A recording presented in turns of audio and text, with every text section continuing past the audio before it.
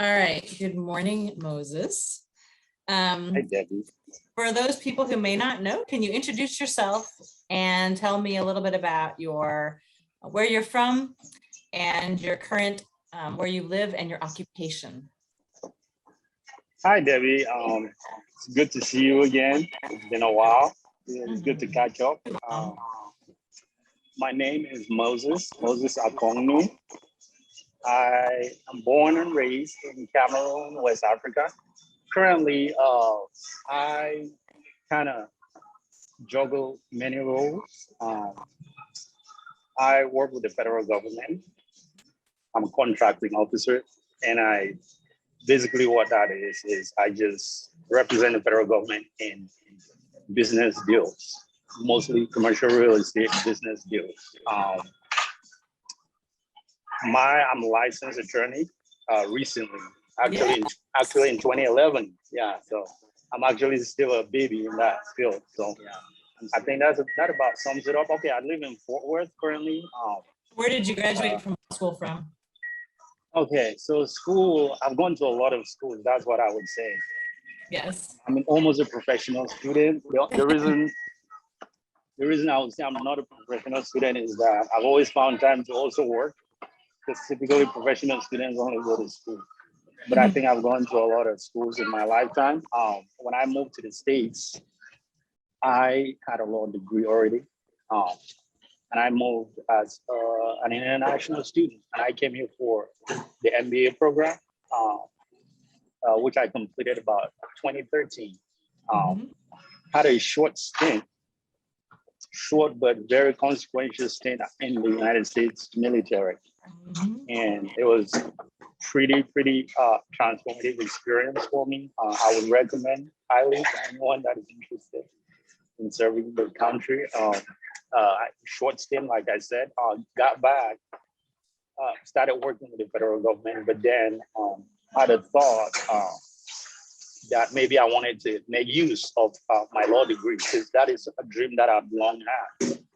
And after many years of not having utilized it, I still had that strong sense that is actually an area where it was not randomly that I'd gotten into it, and that I wanted to make something out of it. And so I had to go back to school. And so I probably left this out, but I got my MBA in Midwestern State University, which is why we're having this conversation. I'm a Midwestern State University alum. So that was like my introductory experience in the United States. Okay, so thinking back to when you first came to the United States and to MSU, do you remember what your first impressions were of the CCC, and how did those impressions change over time? I mean, being a Cameroonian and moving here, I think I grew up in a very Catholic family, very Christian family. So I've always had that connection with my faith. So just getting to Wichita Falls, getting set up at the apartment complex and everything else, I think one of the first thoughts was where I was gonna go for service and all that. And I know that CCC did a really good job with outreach. And I mean, even though I was proactive about maybe going out and doing a little research, I think the fact that the CCC had that strong connection with students, and actually most of the time went out of the way to go to the students, was a contributing factor for that smooth transition. And that kind of laid a pretty smooth foundation for building that religious connection, but also in settling into the community. And so, because that was a good baseline. And so, yeah, it was a great experience. It was great. The transition was seamless, and I think there was enough interest and involvement by the church organization to actually make it easy. Because a lot of those new students that came in could not drive, they didn't have cars and vehicles and all that. And so I think it would have been much harder if the expectation would have been for me to get up every day and maybe go get a bus and all that. And so the fact that I knew I could just go to the mailbox and stand and see Debbie's maroon van and hop in it was, I mean, an extra push that maybe we needed on those days that you don't want to get out of bed. And what one experience stands out to you from your time at the CCC? oh, wow, that's on the spot. Yeah. One experience is gonna be hard, but I think I wouldn't say experiences, but as much as I would say just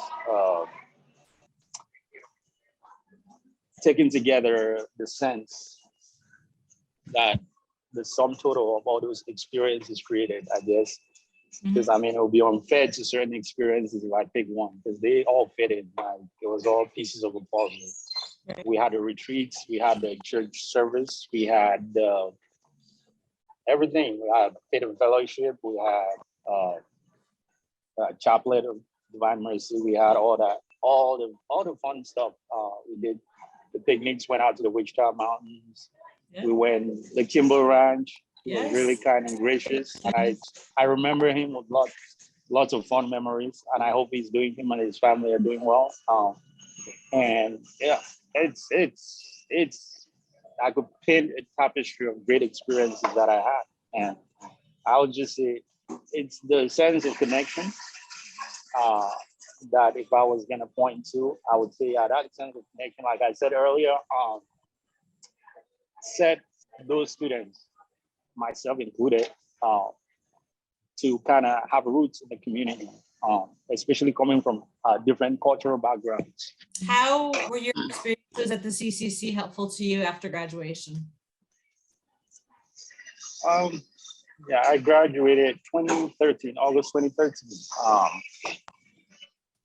So again, it's not so much quantitative as it is qualitative. That's how I think about it. I mean, when I graduated school, I mean, you're familiar with my experience more than most. I did go into the United States military. And I know that before that, I had kind of flirted with a few ideas about maybe getting into some mission work. Some of those did not pan out, but I mean, the fact that those resources existed where students could actually go in and kind of explore. And I know a lot of students have come through that path. I know that that resource is really important, and it has set a lot of students on the path to pursuing missionary work and all that. And that is beautiful. That is amazing. For me, I know my path led me somewhere, down a different track. But I mean, I do remember even being in the U.S. military, being outside of the CCC, being feeling comfortable enough, feeling at home, coming back, worshiping, and still attending a lot of activities. So, what advice would you give to current members of our community? I don't think it changes. They come and go. I mean, badges of students come and go, but I think the experiences, they still use the same channels.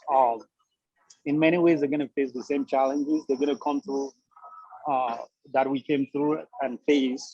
They're going to face the same distractions they're going to face. I mean, they're going to approach things in their own ways. In many ways, there's generational differences. In many ways, the times change many things. But again, for me as a student, I would say there is no path. There's no path. There's no formula, if I can put it that way. There's no manual to say, to put for the next person. And that's the beauty of it. The only thing is to be open-minded. They are students first and foremost. And they should neither be close-minded to they should embrace the religious as well as the non-religious experiences that they're gonna have. Because if they put themselves inside a bubble and only live fully that religious experience, sooner or later, they're going out into the world. And that world does not reflect, that will not be a representative sample of that experience that they're gonna face out there. Right. And so we're going to end our recorded version of this conversation. Yeah. And I appreciate and thank you very much, Moses. Awesome. I end recording. There we go.